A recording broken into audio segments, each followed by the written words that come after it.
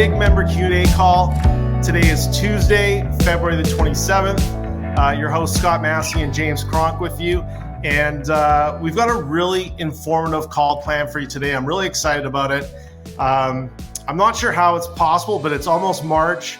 It's time for clubs to start hiring and training for the 2024 season here in most parts of North America. So with that said, who better to speak with on how to do that most effectively and successfully in this day and age than Whitney Reid Pennell, the leader behind the team at RCS Hospitality Group. The truth is no one understands the ever-evolving demands facing clubs today more than Whitney and the team at RCS. So with that said, today's Q&A call, I think, is going to be a great opportunity for Gig Nation to tap into Whitney's expertise. And if you've been struggling with all the challenges that come with finding, retaining, and training the best team members to take care of your club's members and guests for 2024, then this call is definitely for you. Really excited to have Whitney with us today, James. Yeah, Scott, I couldn't agree more. You and I have been in this business for many years and in the education business and the training business. And I can tell you that I have been learning from, borrowing from, stealing ideas and thoughts from Whitney for many, many years. Educator of the year, consultant of the year. She's got more awards than I could ever put on a shelf. And I'm thrilled because really I admire what Whitney has done. If you look back, Scott, at Whitney's journey, and she's going to share that with us today, no doubt.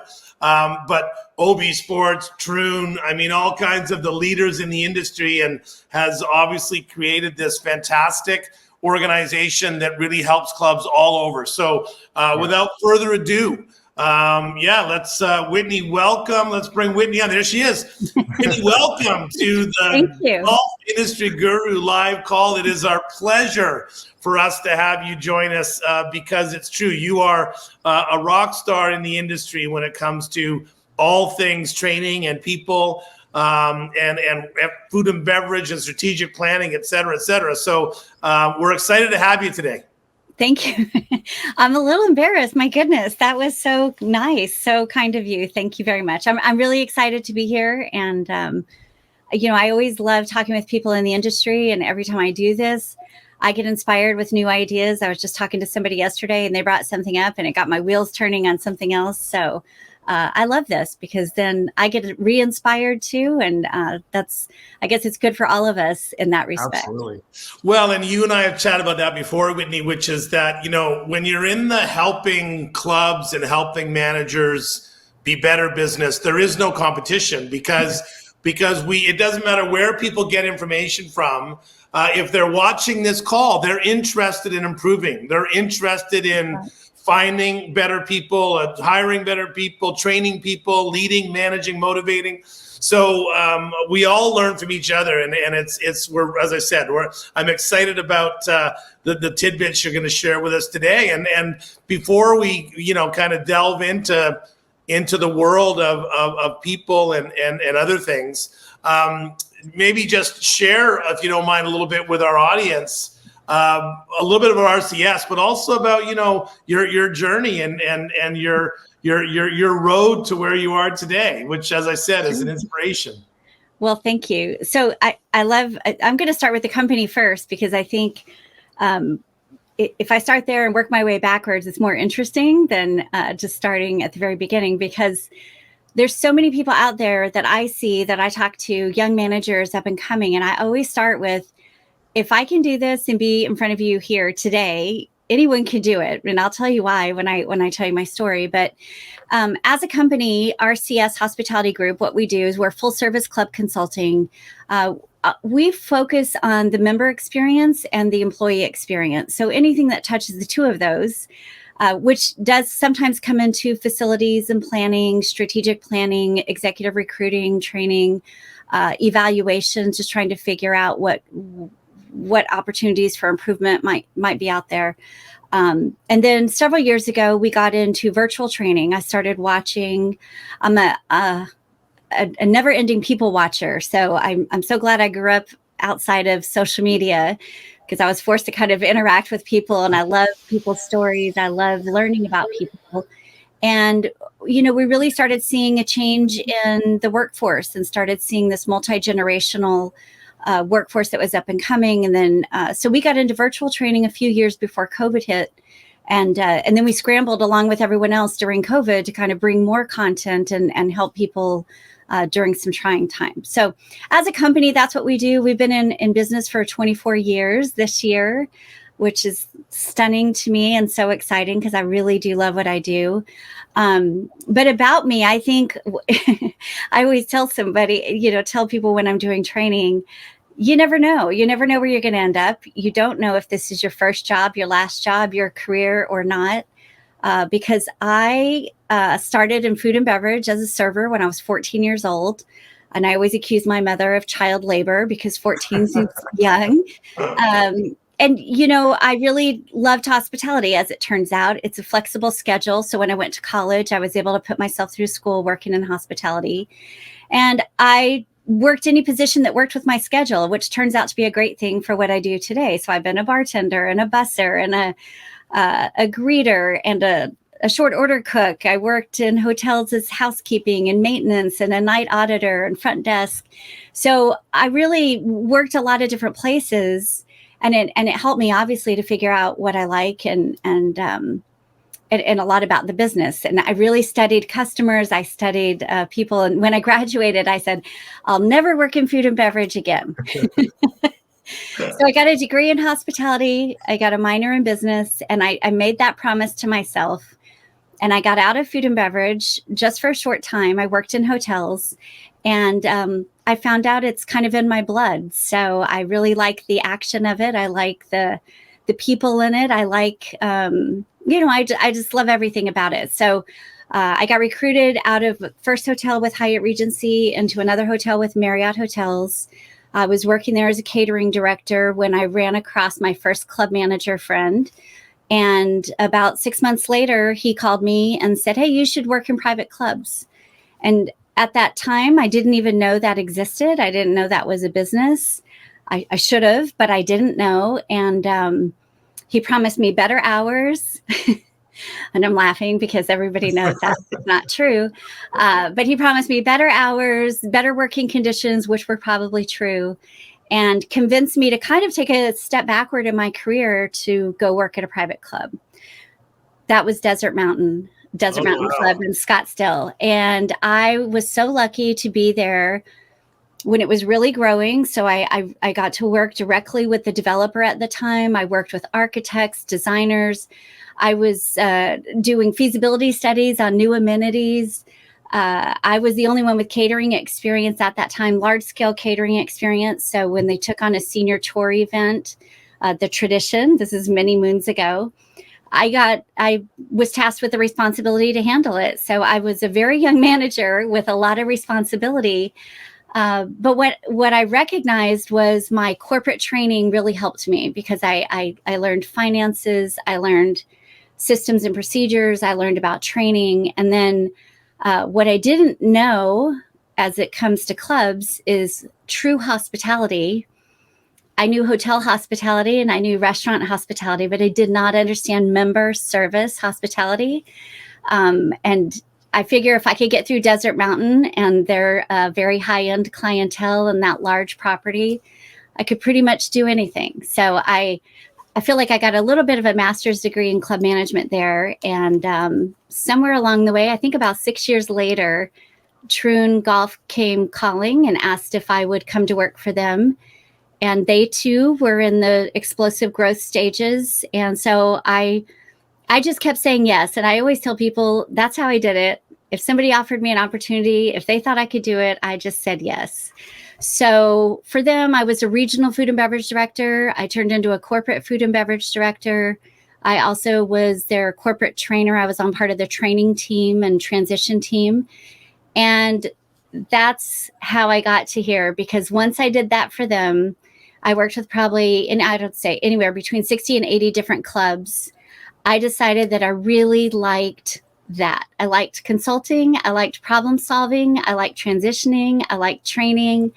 And what I learned is clubs are very similar in a lot of ways, but they're also very unique in their respective ways as well. And so I love taking all of that knowledge and all of that experience and now bringing it to our customers and the industry anywhere I can. So very long answer to that, but I think it's important to know that I came the non-traditional route, but it's all because I love people. That's really where it comes from. Well, and it's such an example too, Whitney, of the fact. The one thing I would say, and being in the club business for a while, is that there's so many different avenues people can go, right? Like there's so many. You might be a food and beverage manager one day, but in 5 years or 10 years, you like you said, you could be a consultant, you could be overseeing 20 properties, you could be a catering director for a tour event. I mean, there's all kinds of different things. So in your experience now today, when you this kind of post-COVID world with regards to the calls you get, like, so the calls you got 5 years ago versus the calls you're getting today, are they different? And are there kind of, I mean, we know about labor shortages, we know about people's attitudes, we know about those things that are different, but what's your experience, and what do you think are some of the reasons that people are calling you these days, of the challenges that they're facing? Well, it's all those things you just mentioned, and I think the staffing shortage was coming before COVID, and COVID just accelerated it in a lot of ways. I think from a management standpoint, some managers who were approaching retirement, or they just couldn't take what was going on, the changing regulations and just everything getting kind of piled on. A lot of people left the industry. Those people left the industry, and it left a gap. It left a gap for managers. So a lot of mid-level managers had the opportunity to move up. My biggest observation there is some of them may not have been 100% ready. It's a great opportunity for them to have, but this is where I'm constantly talking about training, because I believe anytime you take a step up, there's always something, skills, experiences, something that you need to gain to be successful in that role. And during COVID, people moved up and they didn't get the opportunity to get that training because they were short-staffed. Everything was changing. One day you were open, one day you were closed. And so they just had to take on a lot of responsibilities. And, when they came out of the fog, I don't think they had the opportunity to say, wait a minute, I need a little help here. So we get a lot of calls for management training, management coaching, just helping those managers who, maybe struggling a little bit. There is a lot more to know from mid-level to executive level. And if you haven't had that experience yet and you move into executive level too soon, I worry about managers and what it might do to them. And I worry about the operations, because I see it when we go to do evaluations. I can tell if someone is lacking in a certain skill set or experience, or just doesn't really understand something critical to the operation. But I like teaching it, so it works out. But the staffing shortage, the other thing I think has been happening, there's several things. The opportunity to remote work, that really changed everything in hospitality. The educational costs, I know this sounds really weird, but the educational costs really impacted hospitality, because a lot of first-time job people who would have come from the college age workforce, they weren't taking those jobs. They weren't doing those jobs. They weren't doing it in high school. They weren't doing it in college, because education was so competitive and expensive that they needed to focus on their education. So we lost a lot of people coming up into the workforce. We lost some people leaving the workforce. And so now we're in this gap in between, trying to fill the holes as quickly as we can. And it continues to be a struggle. I mean, it does continue to be a struggle for people. And you see the signs out, we'll hire anybody that shows up, or, there's all sorts of anecdotal things that you could talk about. But I think everybody's gotten very resourceful, looking for staffing and tapping into technology to try to combat labor costs. So, I think you just have to. And I think that will continue to be a trend. I think that we'll all have to get smarter with technology and continue to offer the high touch where we need to, but have low touch options. And I think that some of the younger generations of customers and members want those low touch options as well. They view that as good service in some respects. Well, I've said this many times, and like a broken record, I kind of have said that, if your business was broken before COVID, you're still broken. You're just because you're busier now. You haven't all of a sudden, changed. You improved your marketing or your training or your sales or your delivery, which is a generalized statement and unfair. But Whitney, in my humble opinion, there still is a lack of there's still many clubs that don't see the need to do culture development or mid-level training or, that's not to where they get it from. I don't care, but there's still many club managers that don't seem to recognize how all those, like, they'll spend $1 million on fixing their bunkers, but they won't spend $1,000 on training their supervisors or giving them tools to do their jobs better. Right. How do you see that in your I guess B, is that changing in any way? Like, do you see more people recognizing that for them to be a leader, that they're going to have to invest in their culture and their people? That's a really interesting question, James. Yes, I see it. Absolutely, I see it. We do so much training. Generally, we do a lot of employee training because the managers don't even have time to do their own employee training. So it's lucky for us, that we do that training. But this is such a complicated question, because what happens is people don't invest in it. They don't invest in training. And I could tie numbers back to it all day long about employee turnover, opportunity cost, lack of revenue generation ideas, lack of strategic planning, critical thinking, problem solving, you name it.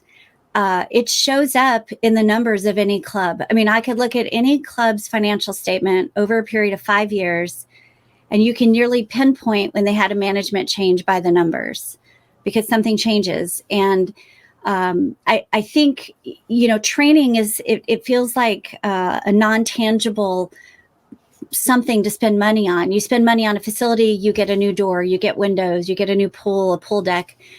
So you get something tangible that you can use and the members can use.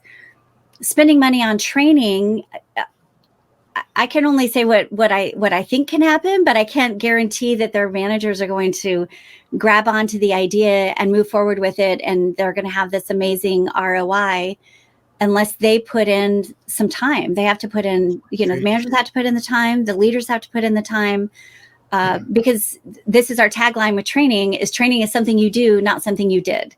So I think sometimes people think, well, we're going to do training and then we're done. And my constant message is you're nowhere near done. You can't possibly train somebody in a week or 10 days or 2 weeks with everything they need to know, especially in club environments, because there's just so many differences in member service or public golf service than anywhere else that you go. It's just, you have to be savvy enough to understand who's in front of you, why they're there, what kind of investment they're making, what their expectations are, and be able to adjust. And, one of the things I would say from a training perspective, and I've been saying this since, and I don't remember the year the PGA came out with the hashtag invite her, trying to get women to play golf more. Well, for a while I was on Twitter, and every time I saw that, I would say hashtag welcome her.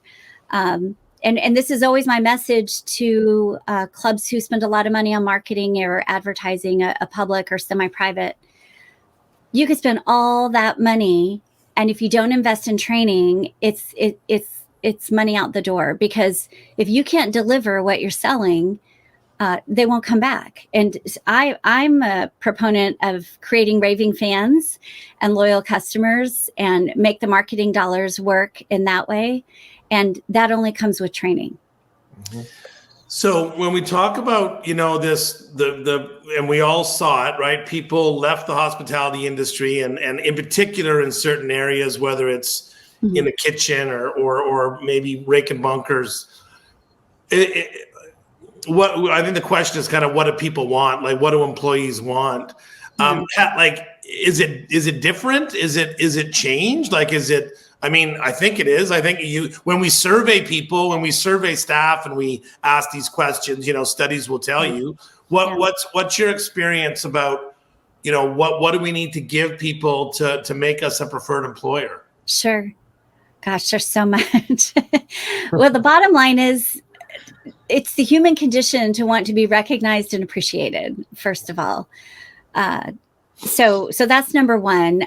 I think recognizing that your employees may be driving past a lot of other employers to get to you every day, and being appreciative of that, is important on a regular basis. I also think generationally, people have a different value of work and a different concept of what work or a job is in their life. The younger generations are using it as their sense of community, and they're looking for their friends to be there and their social network to be there. And I think that there's so many things we could talk for days about what COVID did to that age group of 16 to 24-year-old. They just didn't get a lot of social experiences, so they show up expecting they didn't get first job experiences, they didn't get second job experience, they didn't go out on dates, they didn't go to school, maybe they didn't go to prom. So they're showing up needing and wanting different things out of work. So generationally, I think there's some differences in what people want and what they expect. But obviously, the things that I think have changed is people want a more manageable workload.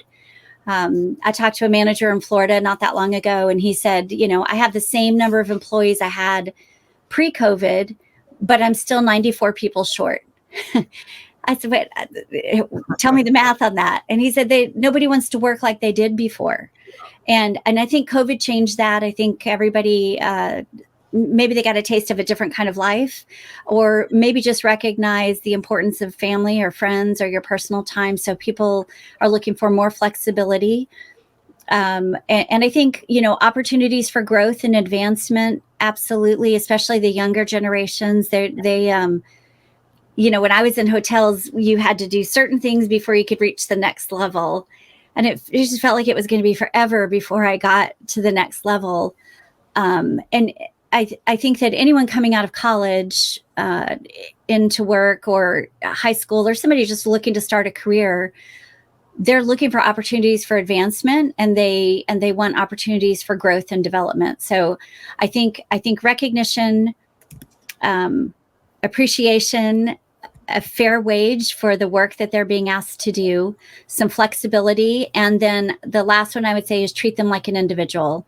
That respect, getting to know them, maybe even tying their personal goals to your professional objectives, I think is a really good way to retain people and to garner a loyal workforce in that respect.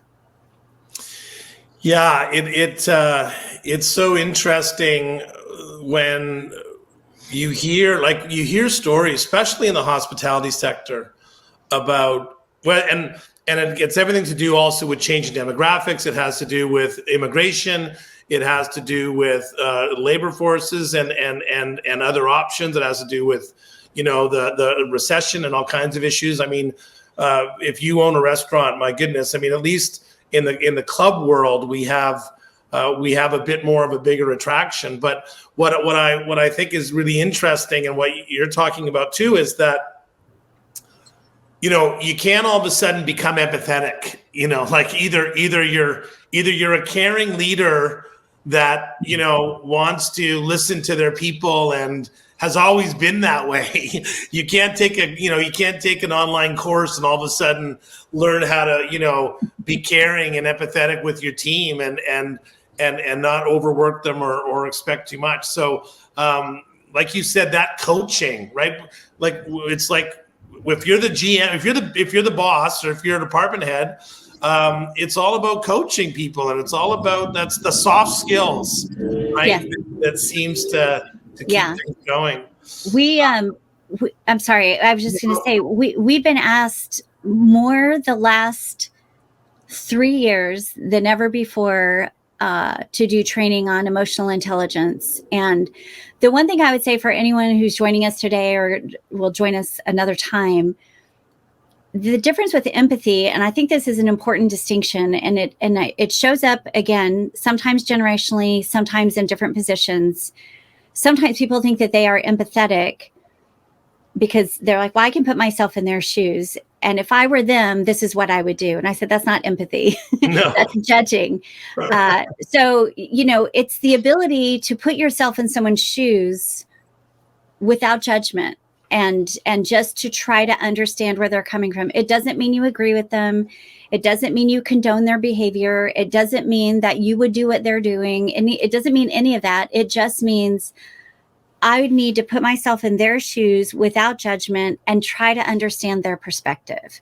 And that's a conversation I have a lot with different managers, where one is saying, well, they just shouldn't do that, or they shouldn't act that way, or they're expecting too much out of work. You work to live, not live to work. But some people, this is where that relationship with work in your life comes in. But I think empathy, if I were going to say the word of 2024, it should be empathy, but it should be the word and the definition, and people need to recognize what it is exactly.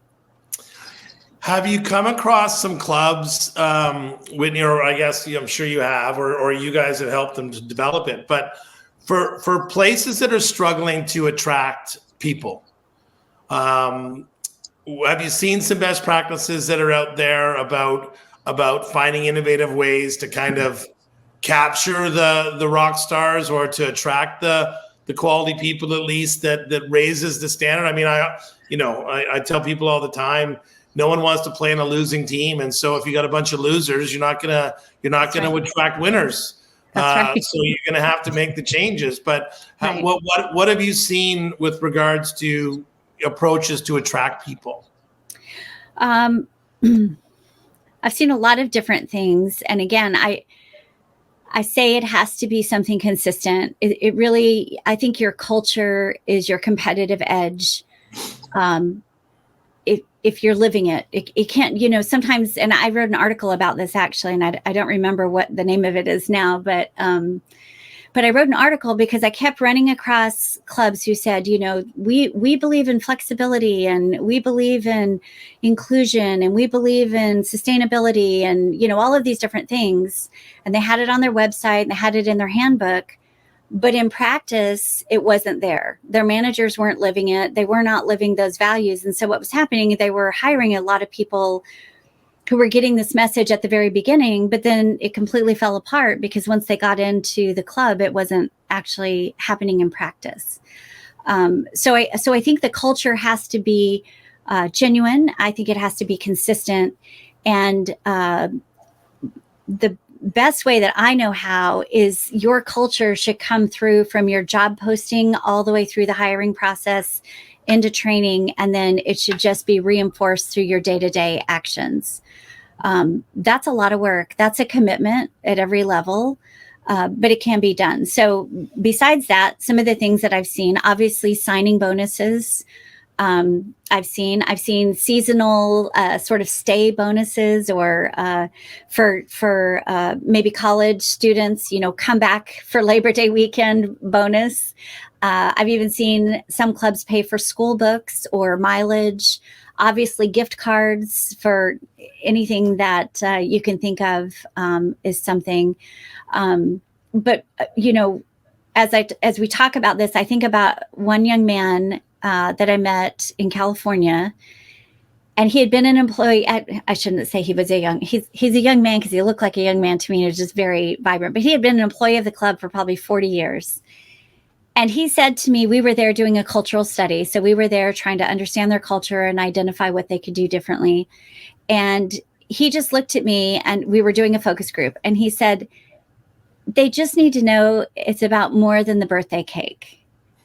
And he said, they come out and they do like this once a year or once a month birthday party, and they think that's enough. And he said, but we're in here every day doing things. And so it doesn't have to be anything major, but maybe just bring up a food truck once and do a special surprise.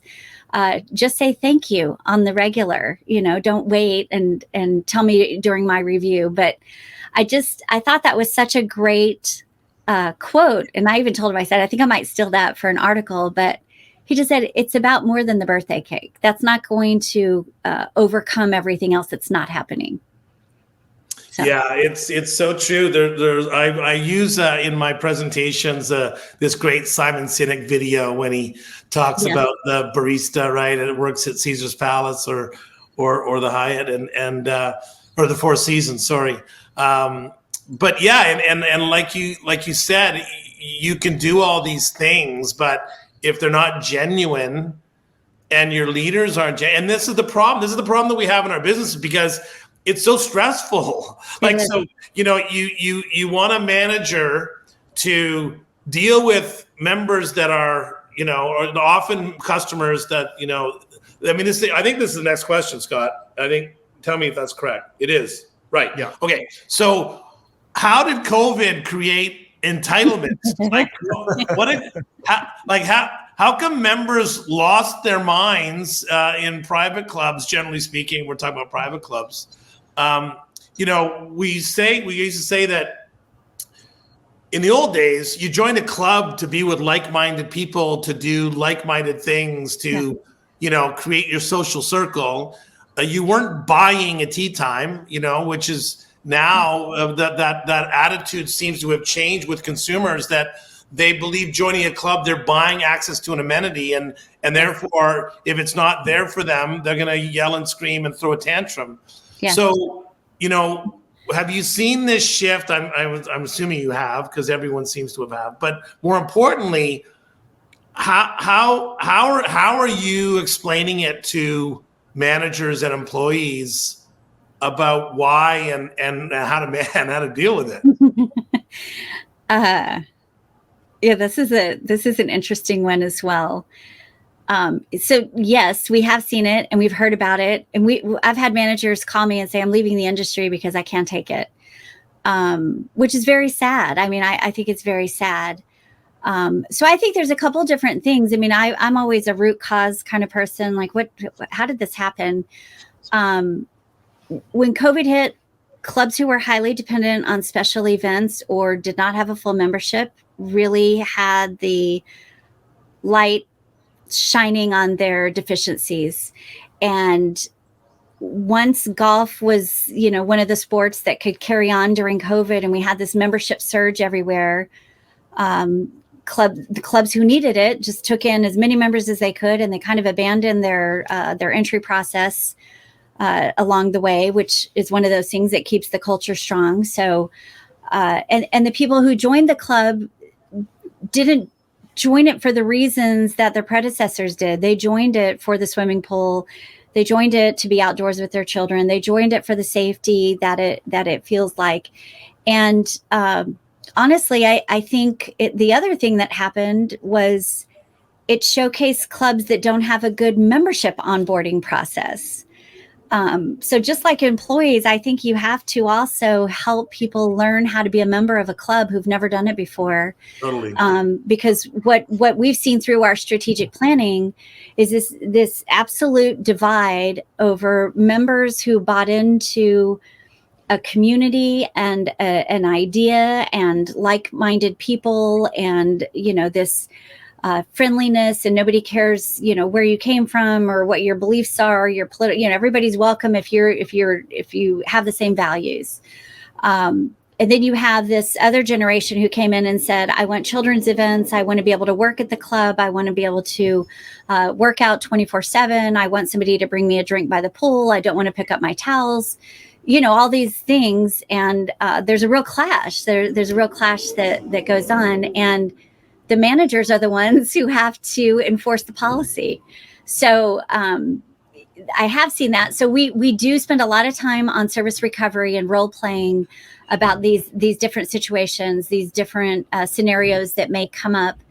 And we try to do a couple things. One, we try to help the staff see the member perspective, that empathy, try to help them see their perspective, and also become aware of their own emotions so that doesn't get carried away, and just resolve it.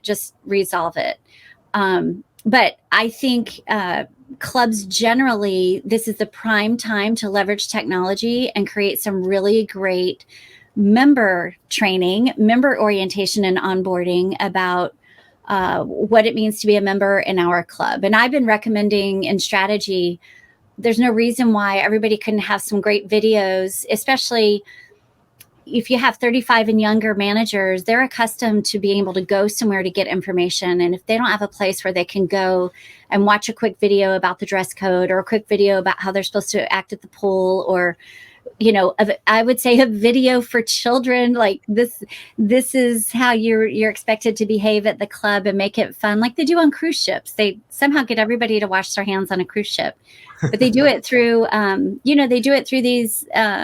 these little animated videos. So I think there's plenty of cues we could take from other industries and bring it into clubs. But I think part of it is not educating members about what the club is and what the expected behavior is. I've seen more member conduct committees formed since COVID than my entire career.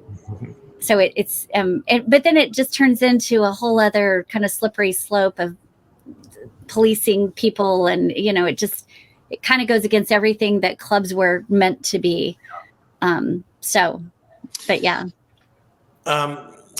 Thank you. That's great. I couldn't agree more. And it kind of leads into, I think, the next question, Scott. We talk about it with the fellow or the person, whoever it was, that said, I can't put up with this anymore. Right. I'm fed up in the business. And if you're around this business long enough, you can see the successful ones and why they are successful. I've said this before many times, Whitney. I would last as a private club general manager for about a day. Okay, maybe a day. I faked it this past summer for 6 months, and it was incredibly challenging. And being a great manager, but the reality is that the tenure of a club manager in the club world is not very long, and you see all the skills, the soft skills that people have. You got to love people. You got to be a great communicator.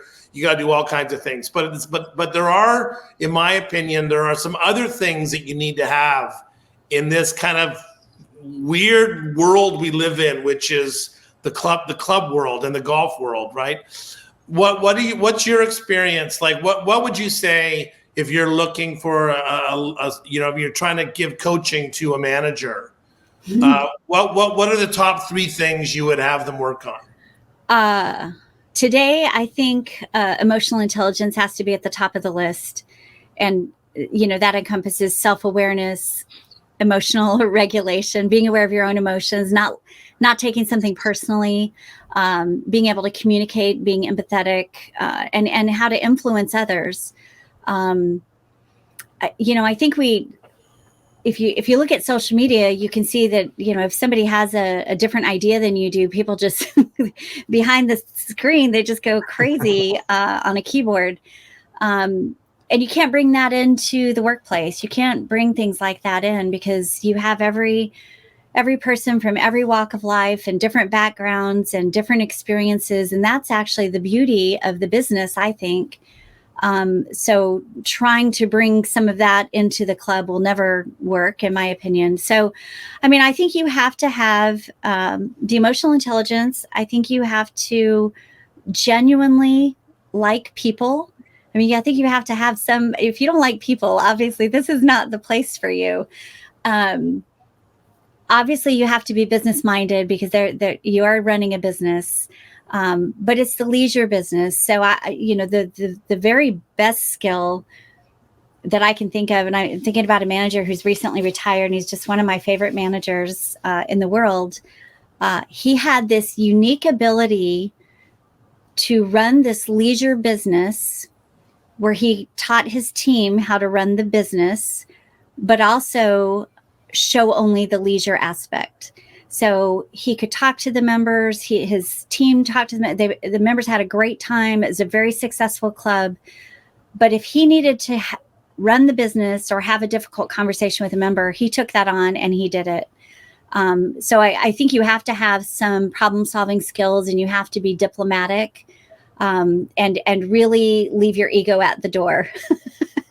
I mean, I think, anyone who struggles with any kind of criticism, self-esteem issues, or has a tendency to, take things in a personal level, it'd be very hard to be a club manager, just because people aren't always saying please and thank you back. And you just have to be okay with that. And you just have to get on with your day and not let it keep you up at night.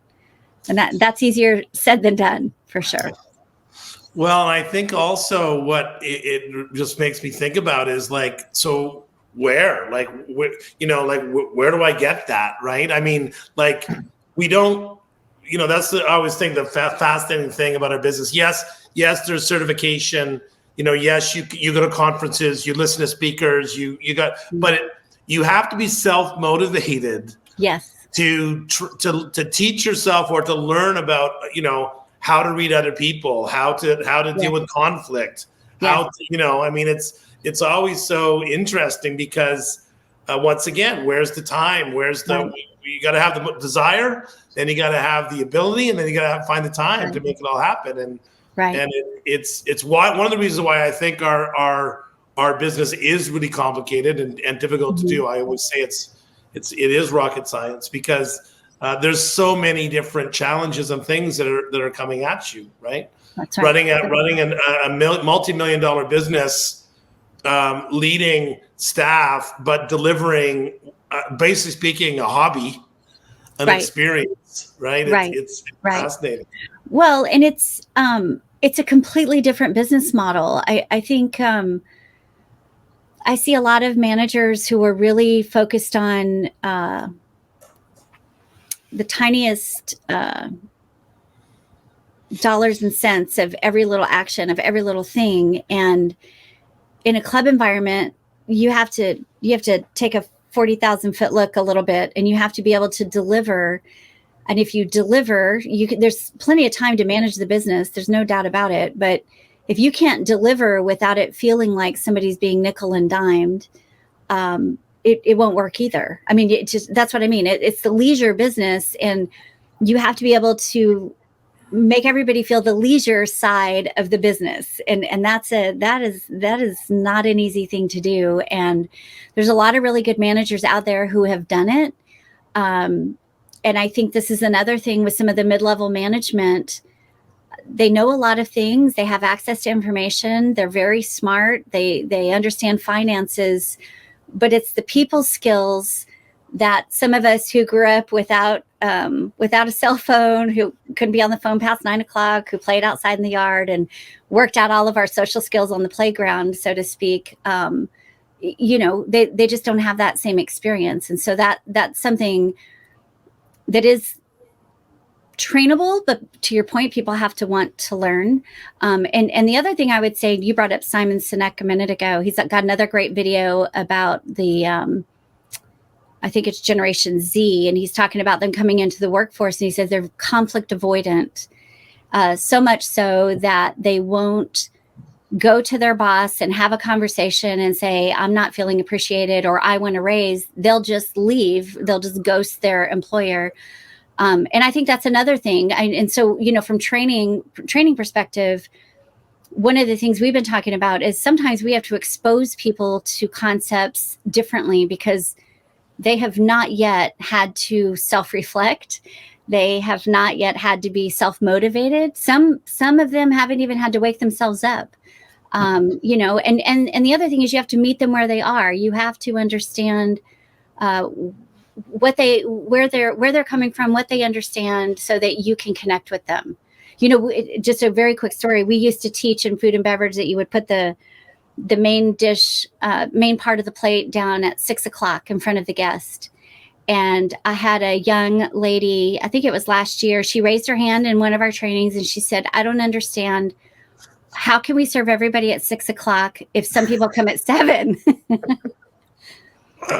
She's never read a clock. So I had to change everything, but that was a good lesson for me about different generations and being able to connect in different ways. So, I think patience has to factor in there somewhere about those skills, but certainly I think just recognition of this multi-generational workforce and the differences and the strengths that come with that and being able to build upon it.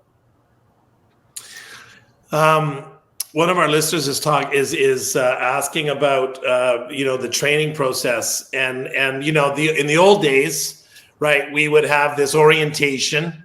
Oh, thanks, Scott. Well, way to go. Cool. In the old days, we'd have this orientation to start the year, and then we'd go through 3 days of training, and we'd do something else. We'd have a little party, give them some hot dogs, and then we wouldn't talk to them again probably about training for the next 7 months, and we'd race to the finish line and see who stayed around to the end of the season. And I think what Miles is asking about is this kind of little micro training, this kind of more refreshers, more kind of focused on, every month and specific little things.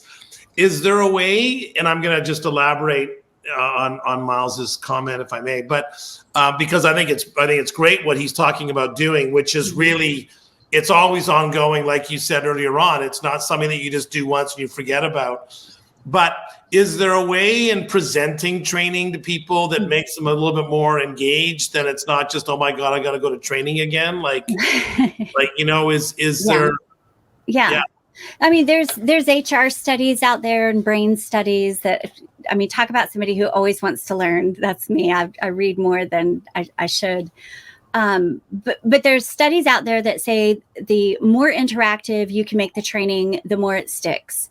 So just standing up there and talking about something, they're going to retain only about 30% of what you say. Reading it's maybe only 10-20%. But if you can do something interactive where they're talking about it while they're doing something, you have a great chance they're going to retain that information. We have a lot of success with games and competitions and role play. So I think Miles was taught what he said. Can you put that back up, Scott, for just a minute? I'm sorry. He said that they're doing a base orientation. Fantastic. That's great. Train to your core standards. Perfect. Monthly micro learning. Awesome. I love it. Yes, you're on the right trend. The 2-hour refresher each month. Hey, if you have the time, that's wonderful. But I think you can do things every day, little bits every day. If there's different departments, and I think member facing departments, I would do a little bit of training as frequently as possible. To me, the best training is frequent, consistent, repetitive messaging. So I would build that in at every step, put your core values in everything, everywhere, every time you're talking about it. But you could do a role play. So you could, and it's training without saying we're doing a big training. You could say, hey, I've got a member scenario I want to throw out at you. And you just throw out a scenario and say, okay, go. How would you handle it? And let them role play. This way, the person that's interacting, they're training. Everyone who's watching is training. And then you give immediate feedback, and it's a non-threatening way to learn. So you say, what I like that you did there was this, this, this, and this. Here's some other ways that you could say that. I think if you said this, that might get you into some trouble. Let's practice that again. And that takes 2 minutes. And you can do that every single day. So the only other thing I would say for Miles, I think you're on a great place, and I think Players First is great to give you good information about where you're trending and what's resonating with your members. Definitely. I would build in maybe a training focus of the month or of the week. And I would just say, we're just going to focus on this one thing for these 2 weeks. Maybe it's name recognition. Maybe it's learning about members' personal preferences. Maybe it's, saying please and thank you, or following the 3 steps of service, which warm welcome, anticipating needs, and fond farewell. But I would have sort of a training focus every couple weeks. If you can do it every week, that's even better. But I mean, have a training focus where everybody's talking about it in every department. And just the one thing, I worked with a club, they really wanted to boost their name recognition. And we just made it a focus, and we built it in everywhere. Every club has a core group of members that they see all the time. We created flashcards. I know this sounds really silly because with technology, you can do it differently.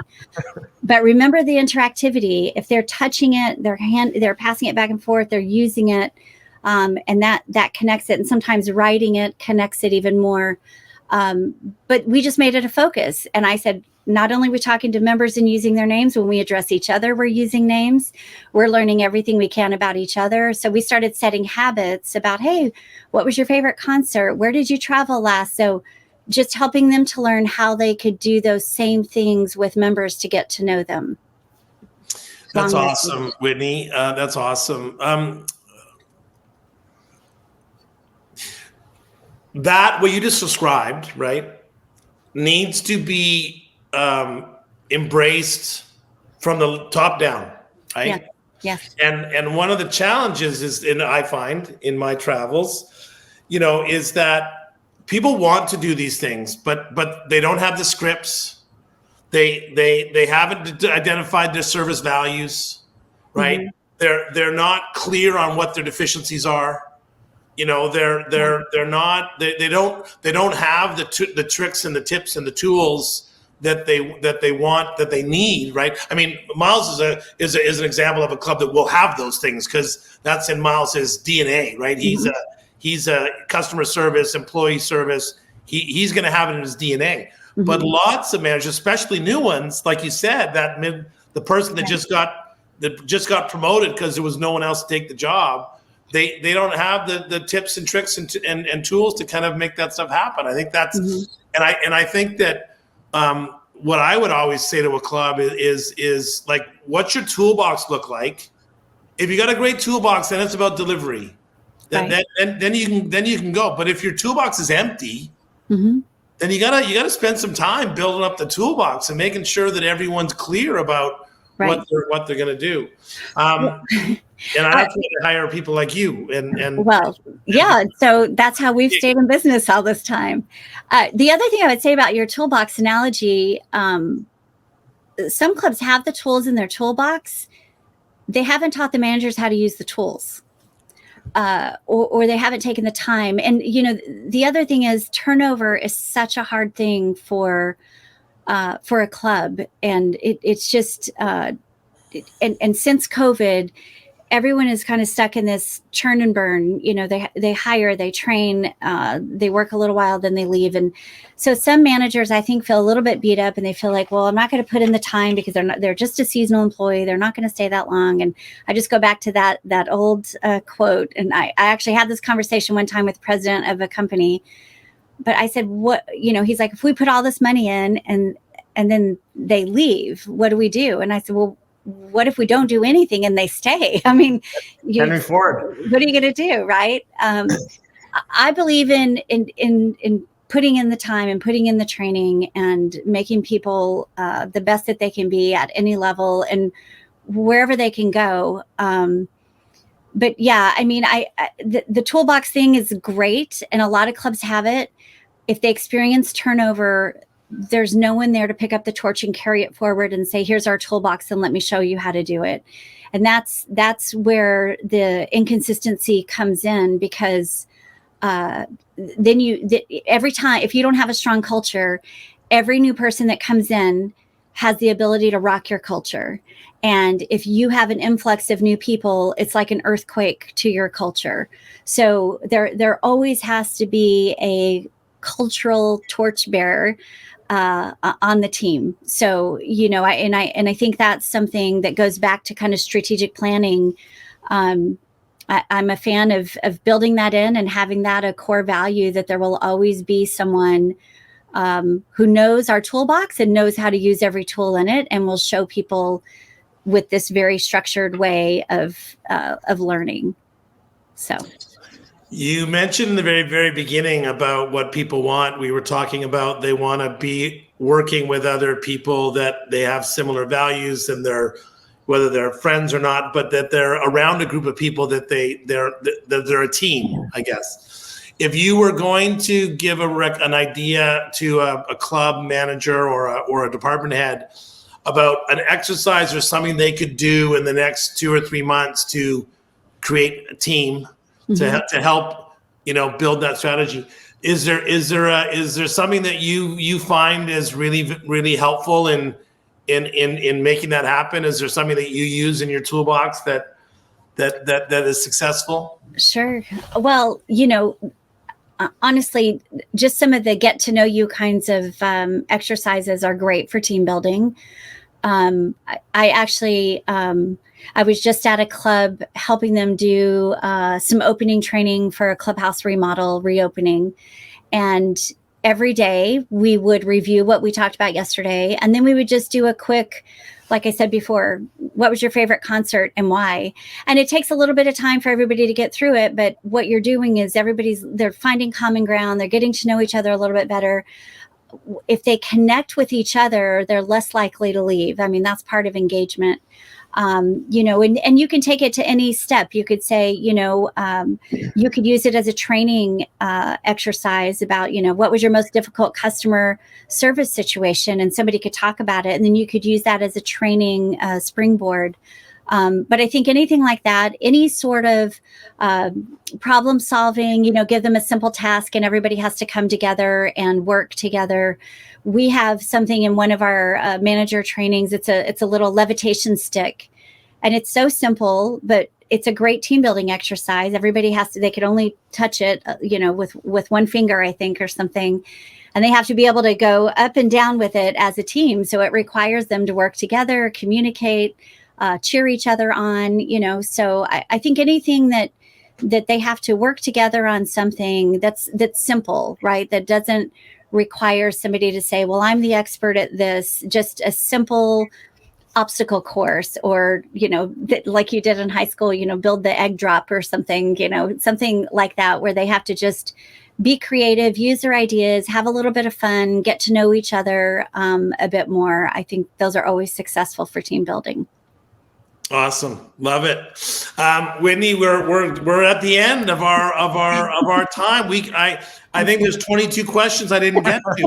I'm sorry, I'm long-winded. Everybody knows that. It's great. It's not you at all, because it's just such great stuff. And the reality is that as you said, it's a never-ending topic. It's a never-ending topic. It's a never-ending challenge.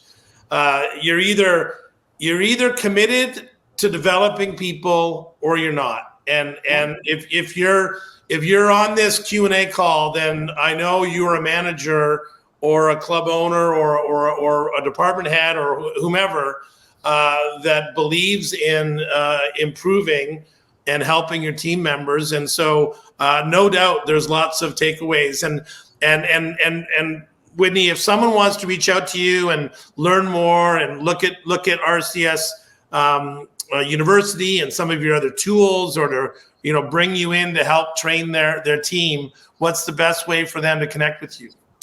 Well, they can always email me. That's Whitney@consultingrcs.com. Go to our website of the same name, consultingrcs.com, and our virtual training is rcsuniversity.com.